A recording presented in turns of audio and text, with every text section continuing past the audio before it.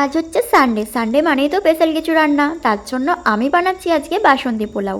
এখানে আমি 500 গ্রাম বাসমতি রাইস ভালো করে ধুয়ে নিয়ে তারপর 1 ঘন্টা জলে ভিজিয়ে রেখেছিলাম। তারপর চাল থেকে জলটা ঝরিয়ে নিয়ে হলুদ আর ঘি আলগা হাতে মিশিয়ে নিচ্ছি। এরপর এদিকে আমি কাজু কিশমিশটা ঘিয়ে ভালো করে ভেজে নিলাম। তারপর এখানে গোটা গরম মশলা ফোড়ন দিয়ে চালটা দিয়ে দিলাম। চালটা হালকা একটু ভেজে নিতে হবে, সাদা সাদা হয়ে গেলে চালগুলো, তাহলে বোঝা যাবে যে চালটা ভাজা হয়ে গেছে। তারপর এখানে আমি পরিমাণ মতো জল গরম করে রেখেছিলাম, যতটা চাল নিয়েছি তার ডবল জল ফুটিয়ে নিয়ে সেই জলটা আমি এখানে দিয়ে দিলাম।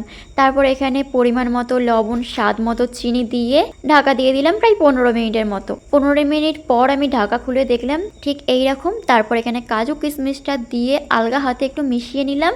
তারপর কিন্তু আমার পোলাও পুরোপুরি রেডি। তারপর এখানে চিকেন কষার সাথে গরম গরম পোলাওটা কিন্তু খুব ঝরঝরে হয়েছে। কে খাবে তাড়াতাড়ি চলে আসো। Bye bye.